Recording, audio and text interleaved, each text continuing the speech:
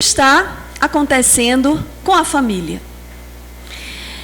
A doutrina espírita é, portanto, uma obra de educação. Uma grande proposta em que o eminente codificador Allan Kardec nos traz como uma ciência que estuda a origem e a natureza dos espíritos, bem como a sua comunicação com o mundo corporal. E isso está inserido no que é o Espiritismo, uma obra que nós precisamos estudar. E é necessário que possamos entender verdadeiramente o que acontece com cada um de nós. E, na realidade, nós somos esta essência divina. Nós somos, portanto, espíritos.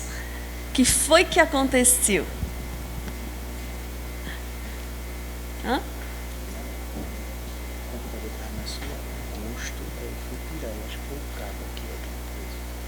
Tecnologia, mas acontece. Olhe, ok, obrigada. E, portanto, para então falarmos de família, nós temos que falar de nós mesmos. Todos nós somos oriundos de uma família. Mas quem somos? Nós somos filhos de Deus, muito amados, criados para a felicidade. E a doutrina espírita vem no conceito do ser, trazendo que somos um ser bio, psico, social e espiritual. E não podemos esquecer dessa questão espiritual, que é o que somos.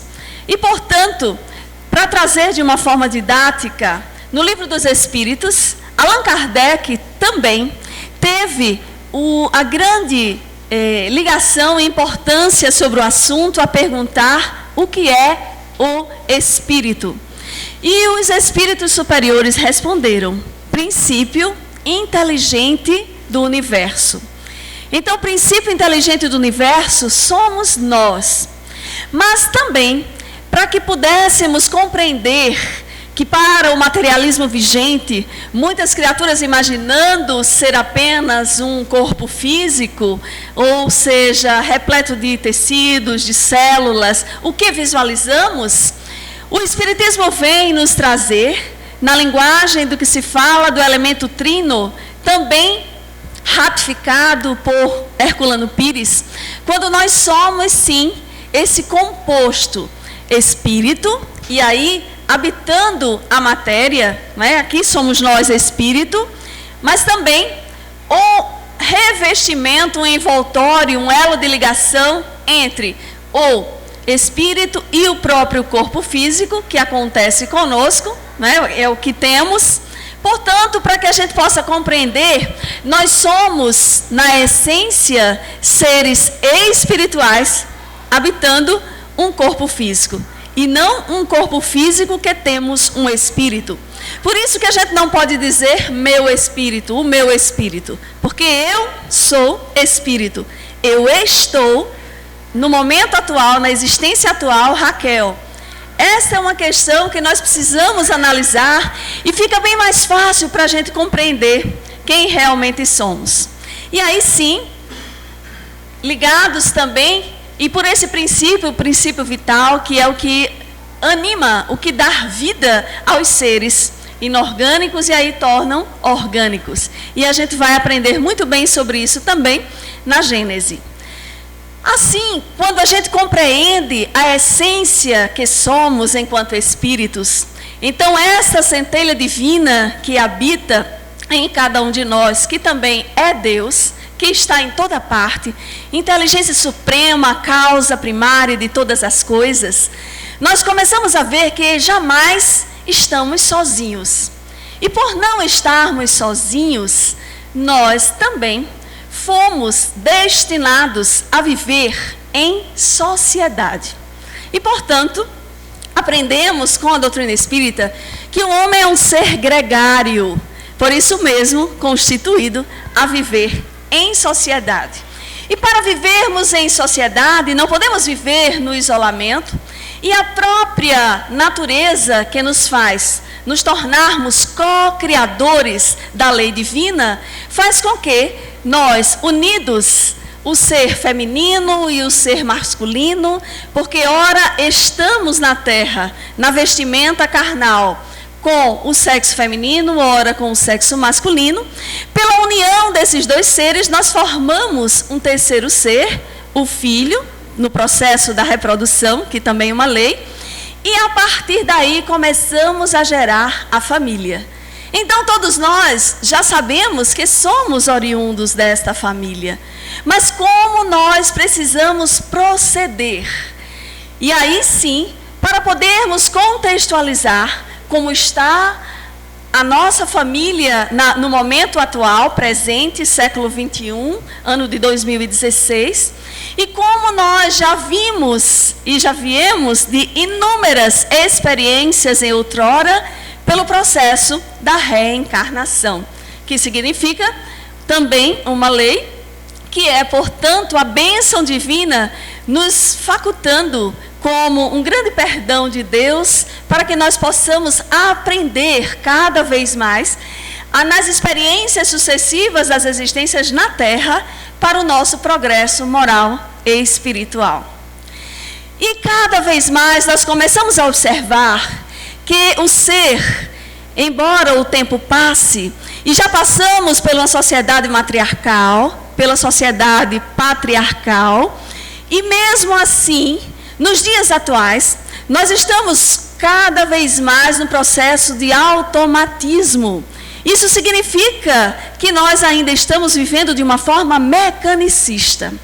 E para que nós possamos crescer e então começarmos a culminar e desabrochar em nós os sentimentos, que aí sim é o que deve fazer parte do nosso cotidiano e que deve fazer com que nós floresçamos o melhor de nós mesmos, nós precisamos sair. E quando lembramos esta imagem, a gente começa a perceber que a gente precisa crescer, sair como o próprio Maslow nos traz na sua pirâmide, quando ele explica que nós vivemos nas necessidades da base da pirâmide, as necessidades fisiológicas, que são importantes para o nosso crescimento, de comer, de vestir, de beber, de fazer sexo, mas nós não podemos ficar nesta base da pirâmide. Nós temos que ascender. Nós temos que passar, por exemplo, para outra etapa, que é, portanto, a de segurança. E por que não dizer a próxima, que é de autorrealização? E a doutrina espírita, numa complementariedade, vem nos trazer desse processo da pirâmide, a parte espiritual, de desenvolvimento espiritual, de crescimento, de autorrealização de uma forma mais plena. E aí, para que a gente possa sair desse estágio, ou que vocês acham que não acontece conosco? Tem pessoas que acordam de manhã, já acordam pensando no que vai comer de manhã, já vai pensar o que vai almoçar à tarde, jantar à noite, no outro dia, vive sempre no amanhã. Ou não é assim? Tem pessoas que ficam nessa questão aí de um processo de ansiedade, e a gente sabe que hoje também a própria ansiedade, ela faz com que seja um dos maus do século e que geram inúmeras outras doenças também, como a própria depressão. E o Espiritismo vem nos explicar. Se nós formos ver Allan Kardec falando também sobre isso, ele nos traz na questão 115, quando ele pergunta, entre os espíritos, alguns foram criados bons e outros maus, porque para explicar, por exemplo, a violência que assola nos momentos atuais ou no século XIX, quando estava sendo codificado a doutrina espírita. E os espíritos responderam, Deus criou os espíritos simples e ignorantes. Ignorantes em relação ao saber, mas lhes deu uma destinação, que foi, portanto, a perfeição. E para que aconteça esta perfeição, é necessário então esse crescimento interior que vai gerar a plena felicidade. E olha como nós precisamos então começar a trilhar a nossa jornada e caminhada evolutiva, para que, se nós estivermos bem, nós vamos, obviamente, aos que estiverem ao nosso redor, transcender, crescer espiritualmente e conviver em bons relacionamentos, culminando com a função maior que é a instauração do amor ao próximo, a si mesmo e, acima de tudo, a Deus. Como temos Jesus como o grande, vamos dizer, é o nosso modelo e guia, e sabemos, como nos fala Emmanuel na obra A Caminho da Luz, responsável inclusive da falange de espíritos crísticos puros, pelo arquitetar do orbe terrestre, pela própria vinda de nós enquanto viajores do universo e chegarmos aqui à Terra, e Ele mesmo também veio para nos instaurar que é possível esta felicidade e vivermos em paz. A gente tem uma frase aqui de Aristóteles que nos diz: a felicidade só pode ser alcançada pelo homem quando agir conforme a virtude que o distingue dos demais seres, a razão. No entanto, embora compreenda que a contemplação intelectual seja uma condição necessária para alcançar a felicidade, não é uma condição suficiente.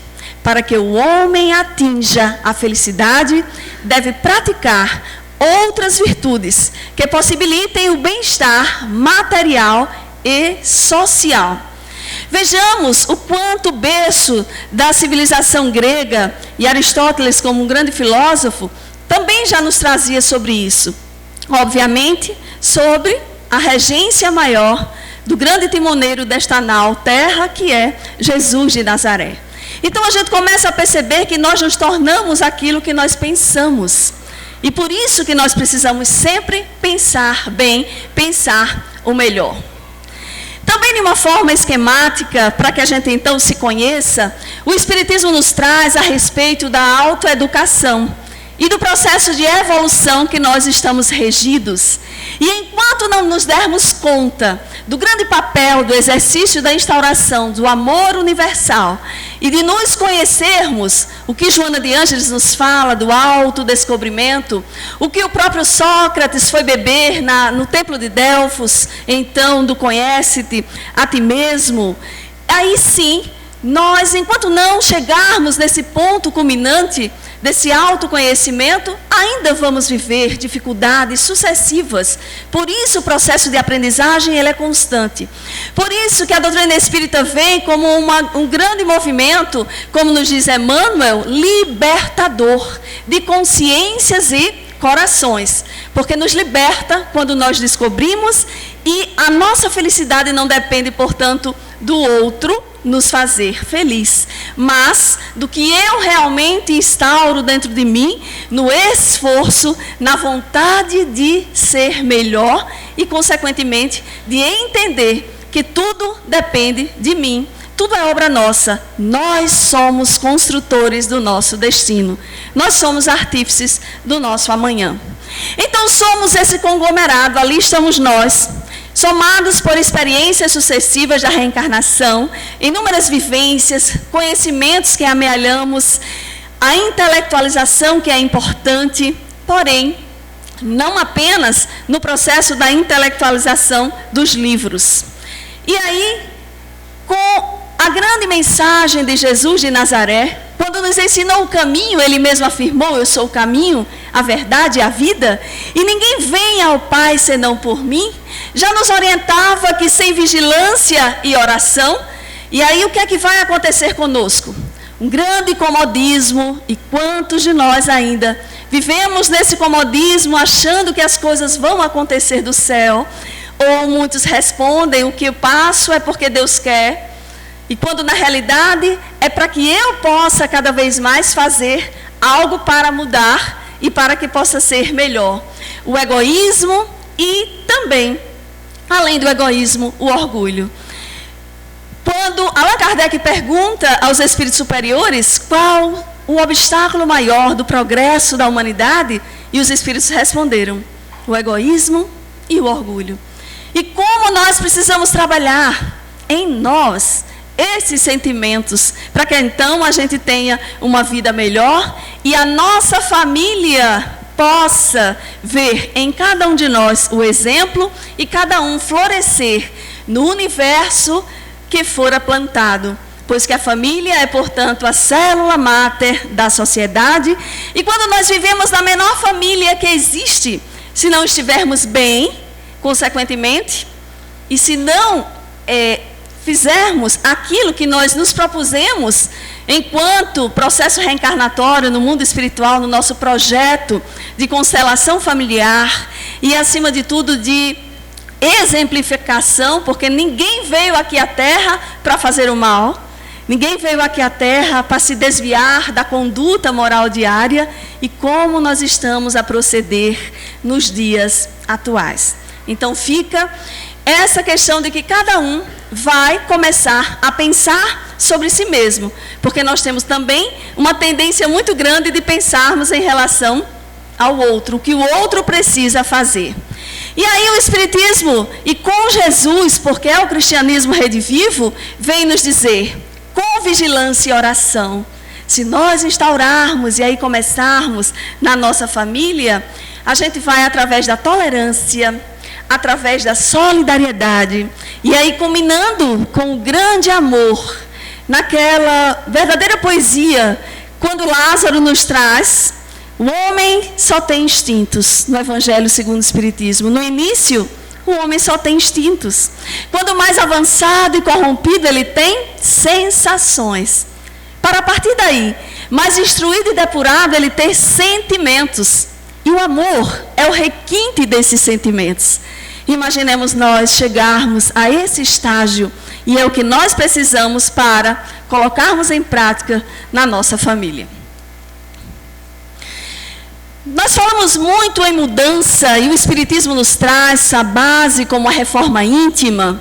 Nós vamos também encontrar na própria sociologia e vários estudos das ciências, trazendo nos dias atuais, como Luc de Brabandere, que é um contemporâneo, estudioso, escritor, e ele nos diz, por exemplo, que a mudança, para que ela seja efetiva, ela pode acontecer duas vezes. Mudar a realidade e mudar a percepção dessa realidade. E olha que questão interessante que nós estávamos a analisar, porque quando falamos em mudança de realidade, nós podemos levar para qualquer universo. Em que sentido? No sentido material das coisas que nós estamos a perceber, da própria, tanto se fala hoje de crise mundial, crise no nosso país, mas também nós podemos ver na mudança que acontece no planeta em relação, por exemplo, à tecnologia, o avanço da tecnologia, tantas coisas que estão a ocorrer e que nós precisamos nos adaptar. Ou alguém, ou algum de nós não disse há tão pouco tempo, eu só preciso de um celular para ligar. Quem dizia isso? Eu não preciso de um celular sofisticado. Não era assim que a gente dizia? Mas hoje a gente pode afirmar assim? É difícil, né? Hoje a gente precisa de um celular porque é sim um meio de comunicação, e o WhatsApp e tantas outras coisas que acontecem lá, que nós vamos nos adaptando à realidade e que precisamos ter bom uso. Aí é a grande diferença, né? Eu costumo dizer, por exemplo, minha sogra tem 94 anos, mas como ela tem filhos fora daqui de João Pessoa e muitos netos até fora do país, ela se comunica hoje no Skype, e é porque é mais barato, né? Tem que se socializar e tem que aprender. Isso é uma questão de mudança de percepção. E aí é o que a gente vê aqui. Mudar a realidade e a mudança de percepção da realidade é, por exemplo, nós estacionamos em alguns momentos nós crescemos, quando assistimos a uma palestra, quando lemos um bom livro, a literatura espírita que tanto nos auxilia, e chega um momento que a gente estaciona novamente. Que bom se nós acompanhássemos nessa linha vermelha, que é a mudança da realidade, a azul, que é a percepção da realidade, é o nosso olhar. E olha como está tão atual, e a doutrina espírita nos diz. Imaginemos quando nós nos conhecermos verdadeiramente e entendermos que tudo que passa ao nosso redor é porque nós fizemos por onde e merecemos o que está acontecendo. Vamos então fazer a nossa parte, e fazendo diferente, com certeza nós teremos resultados bem diferentes. E aí também, para falar desta educação, que nós começamos a observar com Allan Kardec em todo esse somatório de experiências, vivências, conhecimentos e intelectualização, com a nossa ação, e aí a nossa ação do processo de educação, que aí Allan Kardec, na questão 685A, que é uma nota que ele traz, ele nos diz que a educação que ele fala não é aquela intelectual, mas a educação moral. Essa é uma das mais importantes. Mas não aquela adquirida nos livros, mas a arte de formar caracteres, de incutir hábitos. Portanto, a educação é esse conjunto de hábitos adquiridos. E imaginemos, quando nós chegarmos nesse instante de podermos conseguir todos esses hábitos salutares, de fazermos o bem, de sermos mais humanos, humanizados, é o que nós precisamos, porque chegamos no estágio de sairmos da irracionalidade para a racionalidade, mas hoje ainda existimos com tanta desumanidade. E aí desumanidade, não no sentido, é o que nos fala, por exemplo, o grande Edgar Morin, não no sentido de sermos seres bípedes, né, que temos sentimentos, mas acima de tudo de ausência de solidariedade, que é o que acontece conosco. Mas como estamos a caminho à educação, como nos diz Allan Kardec, é um grande passo, porque sem educação nós estamos na estagnação, mas com a educação nós estamos sim no progresso, com esse progresso que depende de nós enquanto sociedade. E aí a humanidade tem realizado incontestáveis progressos. Os homens chegaram a resultados que jamais haviam alcançado, sob o ponto de vista das ciências, das artes e do bem-estar material. Resta-lhes ainda um imenso progresso a realizar, o de fazerem que entre si reinem a caridade, a fraternidade e a solidariedade, que lhes assegurem o bem-estar moral. Isso está contido na Gênese. Allan Kardec nos trouxera isso em 1868. E vejamos como está tão atual.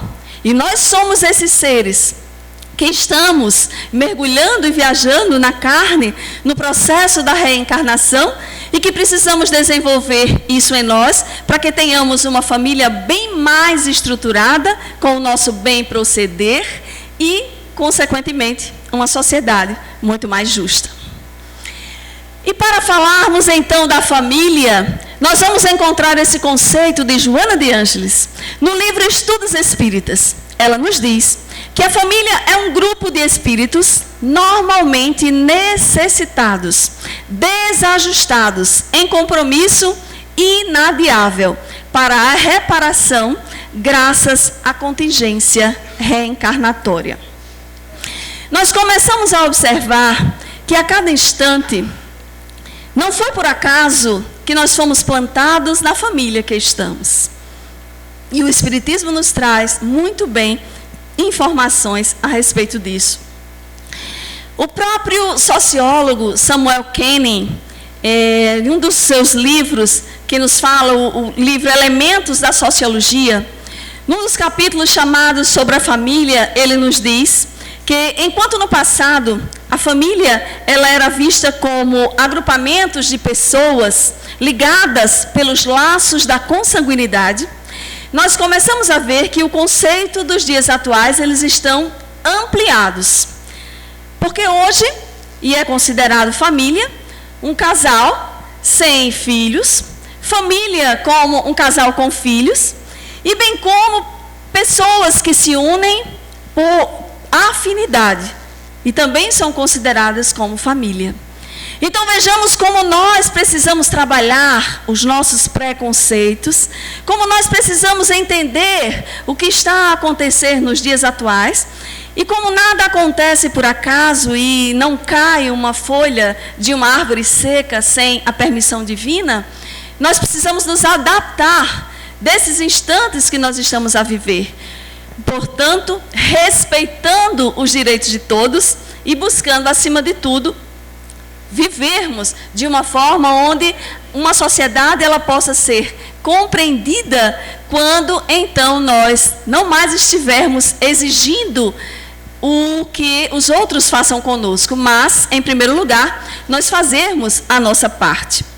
Então, a família aqui está também representada, que somos nós, no grande planejamento espiritual. Se quisermos estudar mais, vamos buscar André Luiz, nos falando a respeito, no próprio nosso lar, no ministério da reencarnação, quantos e quantos projetos nós rascunhamos e escolhemos e pedimos para estarmos aqui, quando temos ainda esse direito de pedir, porque para muitos ainda já são outorgados, já é um processo de expiação, mas também nós precisamos entender essas necessidades evolutivas em geral, que são aquelas que nós ainda vamos passar, mas o momento mais importante das nossas vidas, e essas questões singulares que cada um consegue nos seus dias atuais, mas o momento mais importante é o presente. Porque o próprio nome já diz, é o momento presente, é um grande presente de Deus para cada um de nós, que nos proporciona uma oportunidade de um amanhã mais feliz. Através do uso do livre-arbítrio, porque é essa capacidade que nós temos de pensar e agir livremente. E para falar em família, muitas sociedades, muitas famílias hoje estão se dissolvendo. Hoje, os jovens, inclusive, estão vivendo de uma forma em que eles mesmos já pensam em casar, separando posteriormente. E isso tornou-se uma vala comum. Nós estávamos a conversar recentemente com pessoas que são proprietários de cartórios, inclusive, e o maior número hoje não é mais de casamentos, como existiam, o maior número é de separação, de documentos para isso também. E vejamos a que ponto nós chegamos. Mas a doutrina espírita, o que nos fala desse olhar, é justamente para que nós renovemos os nossos sentimentos e, se pudermos, sim, preservar a nossa família, em casos, para não acontecer, obviamente, só em casos extremos, é que o próprio Evangelho segundo o Espiritismo já nos traz, na questão do capítulo sobre o divórcio, não separeis o que Deus juntou, mas isso é um estudo que nós precisamos analisar cada caso. E o mais importante é, na família atual que eu estou inserida, que eu possa fazer o melhor para que ela se preserve e que possamos viver sobre bases maiores deste amor maior. Por quê? Allan Kardec pergunta na questão 775, qual seria para a sociedade o resultado do relaxamento dos laços de família? Então, os espíritos responderam numa frase pequena, porém complexa. Uma recrudescência do egoísmo. E essa recrudescência, muitos de nós ainda vivenciamos nos dias atuais. Porque também as famílias estão se dissolvendo hoje por questões tão banais, por coisas tão simples, por ausência de paciência e por mesmo querendo e buscando numa ânsia, às vezes, de se completarem de uma forma equivocada, que por isso nós precisamos analisar todo o contexto e termos a certeza de que precisamos não estar adiando, muitas vezes, compromissos futuros.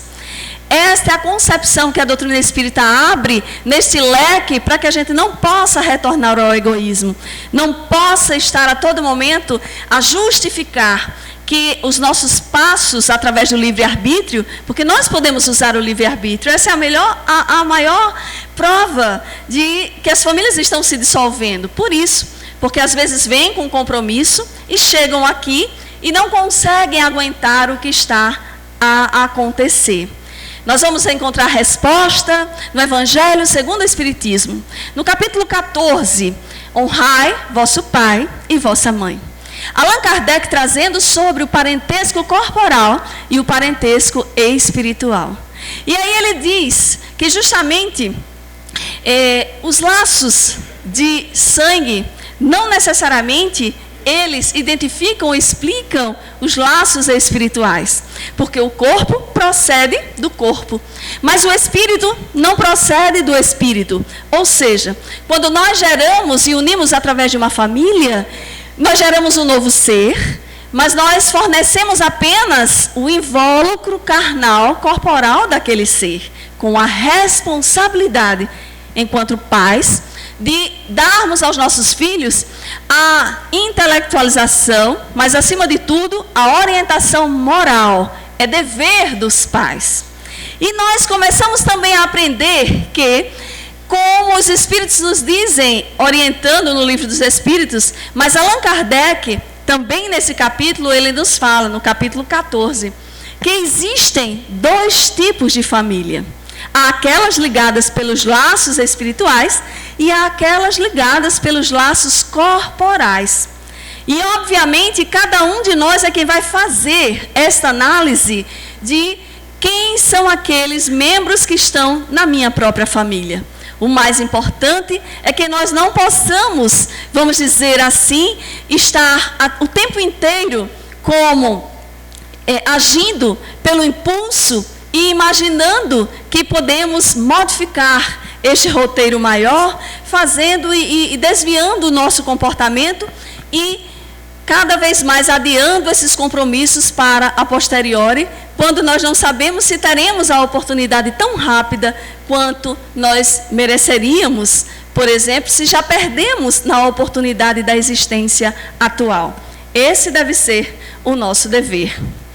Então, nesse mesmo capítulo 14, nós vamos encontrar Santo Agostinho, trazendo a respeito da família.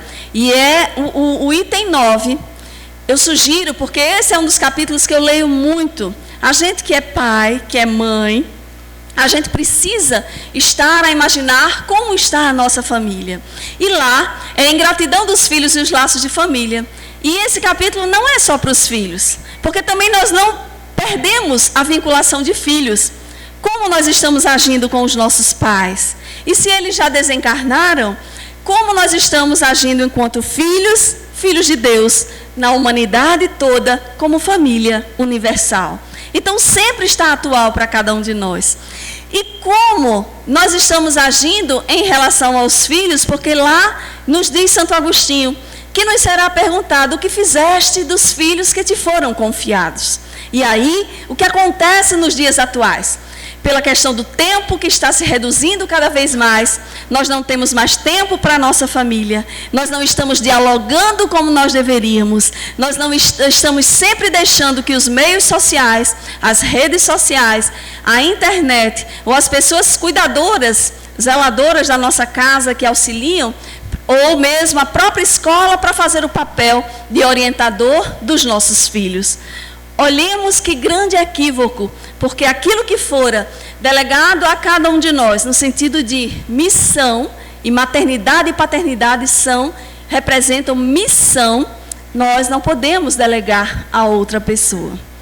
E aí, Santo Agostinho nos orienta: o que fizeste dos filhos que te foram confiados? Se fizeste todo o bem, e se estás a dormir com a consciência tranquila à noite, aí sim, segue a vida, porque eles, acima de tudo, antes de serem nossos filhos, são filhos de Deus.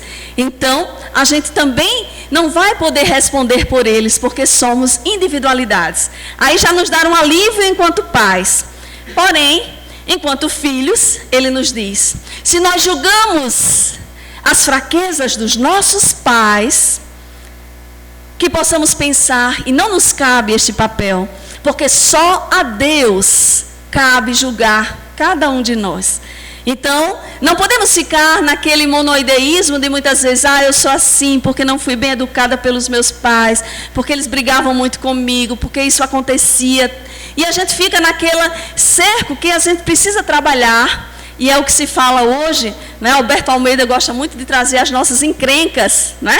Que nós precisamos trabalhar as nossas emoções, que são o resultado daquilo que a gente já viveu em experiências até o momento. Então, fiquemos com esta frase de Santo Agostinho: qual será o seu procedimento na família? E aí, se nós começarmos a responder, dependerá de sua maior ou menor persistência nas boas resoluções que tomou. É o que ele nos diz lá neste capítulo, no item 9. Então, que nós possamos fazer a nossa parte e, consequentemente, iremos ter uma família muito mais estruturada. Ora, enquanto pais, ora, enquanto filhos, e termos o discernimento maior de agir com as lições magnânimas do Mestre Jesus de Nazaré, que é a nossa fonte maior de inspiração, que deve ser este modelo e guia não só nos nossos lábios, mas nos nossos sentimentos, nas nossas atitudes. E aí, como disse Jesus, eu sou a luz do mundo. Quem me segue não andará nas trevas, mas possuirá a luz da vida. E vejamos, seguir Jesus não é ir a Jerusalém, caminhar por onde ele caminhou. Seguir Jesus é vivenciar cada ato, cada palavra, cada mensagem que ele nos trouxera há 2000 anos. É nós buscarmos fazer o bem sem olhar a quem. É um verdadeiro poema, é nós entendermos as bem-aventuranças nos nossos dias. É como nos diz naquele resumo que eu gosto muito da música de Padre Zezinho, é amar como Jesus amou, é viver como Jesus viveu, sentir o que Jesus sentia. Imaginemos, e se tivermos dúvidas, é dizer, o que Jesus faria se estivesse no meu lugar? Com certeza, nós iremos começar a ter uma vida muito mais estruturada, numa sociedade instaurada na Terra para florescer o bem maior. E Allan Kardec também nos traz, na questão 204, uma vez que temos tido muitas existências, a nossa parentela, ela vai além da que a existência atual nos criou. Ou seja, o nosso sentido é que muitas pessoas não acreditam na reencarnação, e se os laços, né, eles se distendem ou se eles se destroem, e se eles são ampliados pelas sucessivas existências. E os espíritos responderam, não pode ser de outra maneira. É claro que a sucessão das existências corporais estabelece entre os espíritos ligações que remontam às vossas existências anteriores. Daí, muitas vezes, a simpatia que vem a existir entre vós e certos espíritos que vos parecem estranhos. E é por isso que nós, muitas vezes, nos ligamos muito mais, somos muito mais irmãos daqueles que não são da nossa família consanguínea do que os da própria consanguinidade. E vejamos o que acontece nos dias atuais. Tantos irmãos da consanguinidade que são verdadeiros inimigos, que não se entendem. Se nós quisermos ter dúvidas disso, vamos aos tribunais, vamos às heranças. Quantas coisas acontecem com brigas gigantescas e crimes hediondos que acontecem por isso, por seguros altos, de família com herança, com muito dinheiro. Vejamos, a ausência maior da interiorização da mensagem de Jesus e a ligação às questões materiais. E a doutrina espírita vem nos dizer, para que a gente floresça então com uma família ajustada, vamos então buscar o grande amor de Deus e a implantação dos verdadeiros valores. Que Jesus falava, que os ladrões não roubam, que a ferrugem não consome, que as traças não corroem. Onde estiver o vosso tesouro, aí está o vosso coração, que seja em cada um de nós absorvido. E esse amor de Deus por nós, ele é imenso. André Luiz, no livro Libertação, ele nos diz, cada espécie de seres, do cristal até o homem, e do homem até o anjo, abrange inumeráveis famílias de criaturas, operando em determinada frequência do universo. E o amor divino alcança-nos a todos, à maneira do sol que abraça os sábios e os vermes. Ou seja, a evolução do átomo ao arcanjo é a fatalidade que existe nas nossas vidas, é, portanto, a lei de evolução. E o lar? É esse lar que nós precisamos instaurar. Joana de Ângeles nos traz, no livro Estudos Espíritas, a grande diferença entre a casa e o lar. A casa é a argamassa, são as paredes, os cômodos. O lar é o aconchego, é o ninho de amor. É esta instauração que nos diz no poema de Amélia Rodrigues, que pode ser uma choupana, um bangalô, uma mansão, o que quer que seja, mas que seja um lar, que nós possamos, então, cada vez mais cultivar. E Bezerra de Menezes nos diz: conquanto seja o lar a escola por excelência, os pais jamais deverão descuidar-se de aproximá-los dos serviços da evangelização, em cujas abençoadas atividades se propiciará a formação espiritual da criança e do jovem diante do porvir. E aí eu digo, com muita graças a Deus e gratidão a Deus, por ter nascido no lar espírita e por graças a Deus conseguir a minha família também estar envolvida com esse processo de evangelização infanto-juvenil. E a importância da educação, e esta educação maior, que começa dentro do nosso lar. E aí tem algo importante, por exemplo, eu já vou fazer quase 30 anos, né? Tenho 29 anos de casado e os filhos também muito juntos, e a gente busca conversar muito, e é bom porque é um processo de vigilância contínua, né? Os filhos hoje, se a gente escorregar um pouco, eles já estão sinalizando: ah, mãe, mas você não falou isso? Você não disse isso? É bom porque é um processo de vigilância atualizadíssimo, eles mesmos nos cobram, né? Mas o mais importante e que nós encontramos nesse processo de educação. Porque quando os filhos são pequenos, às vezes a gente não leva para a evangelização. E às vezes quando eles crescem também não querem vir. E aí é aquele processo eu digo sempre, eu uso uma frase belíssima lá em casa: é insistir, persistir e nunca desistir. Estarmos juntos, eu não vou dizer vai, eu vou dizer vamos. E fica mais fácil, porque aí assim a aula continua. E a gente começa a cada instante a perguntar em casa. E dialogar o que foi que aconteceu, como houve, né? Como foi a aula.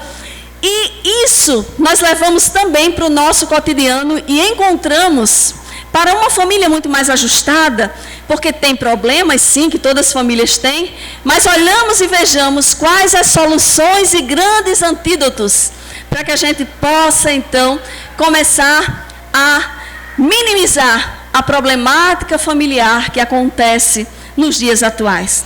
Porque não nos enganemos, queridos irmãos, são as obsessões na própria família. Se nós buscarmos os livros de Manuel Filomeno de Miranda, nós vamos então ver verdadeiros casos arquitetados, porque quando os pais estão equilibrados, vêm problemas com os filhos, para testar os pais, para poderem ver se verdadeiramente, e nós já passamos por isso, para ver se já estão conseguindo cumprir com a mensagem que pregam, por exemplo, os palestrantes.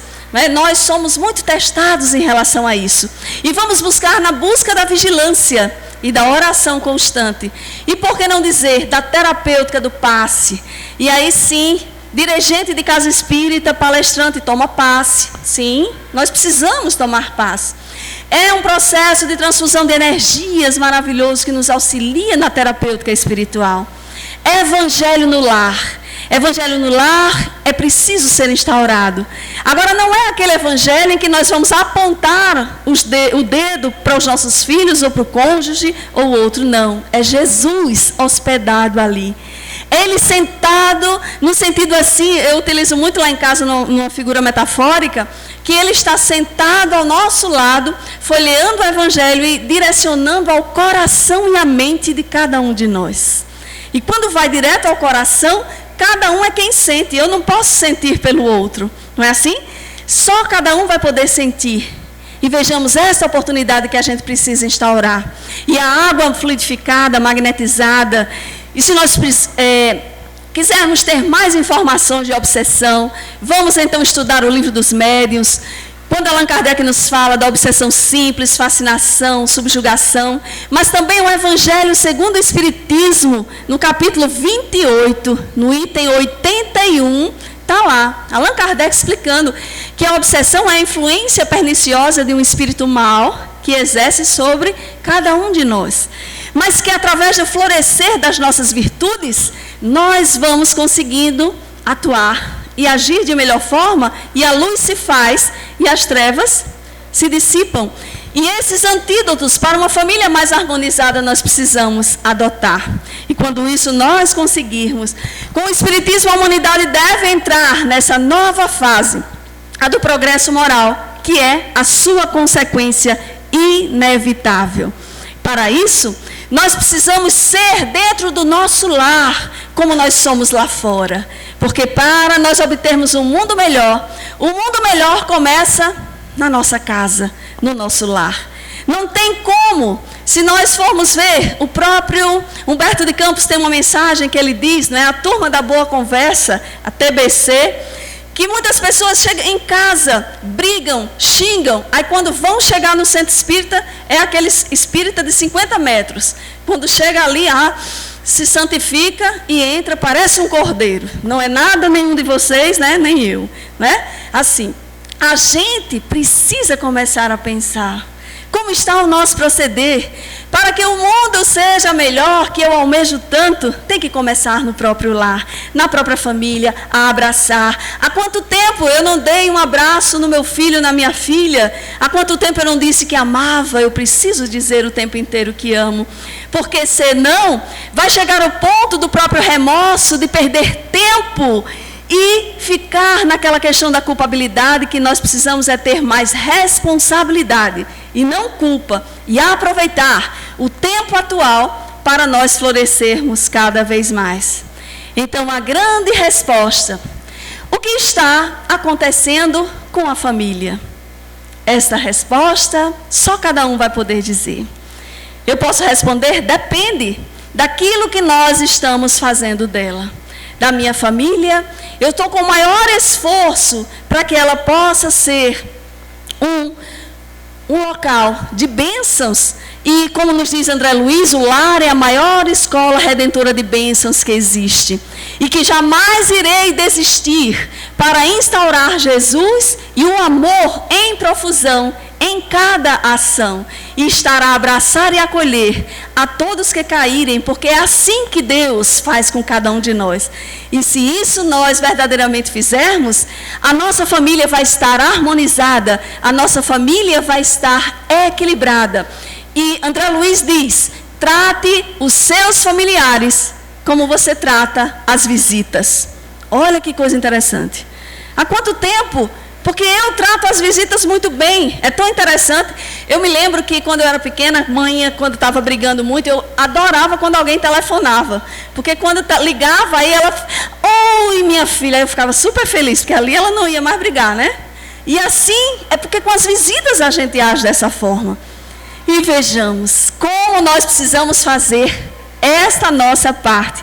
E cada um vai poder responder: a minha família vai bem, porque eu vou fazer o melhor dela, não vou desistir. Não vou estar a adiar compromissos. E se já instaurei, se já estou numa família nova, não importa, que eu possa pegar a partir de agora e conseguir crescer e evoluir cada vez mais. E aí sim, para encerrar, não existe ser mais puro, mais luminoso, mais grandioso nas nossas vidas do que o meigo Rabi da Galileia.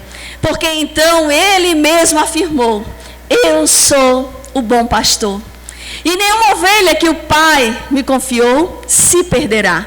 E é nesse sentido que ele abraça e acolhe cada um de nós e a todas as famílias. Mas para isso nós precisamos, acima de tudo, instaurar no maior tesouro, tornar a nossa manjedoura onde Jesus está a nascer a cada instante, o nosso coração.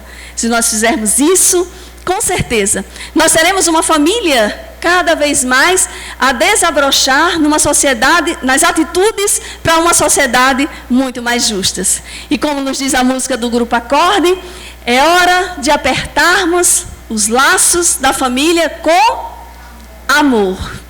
E aí sim, se nós instaurarmos com esse amor maior, nós iremos ter cada vez mais este mundo sem guerras, um mundo sem trevas, um mundo sem dor. Iremos ter esse mundo repleto de amor que tanto almejamos.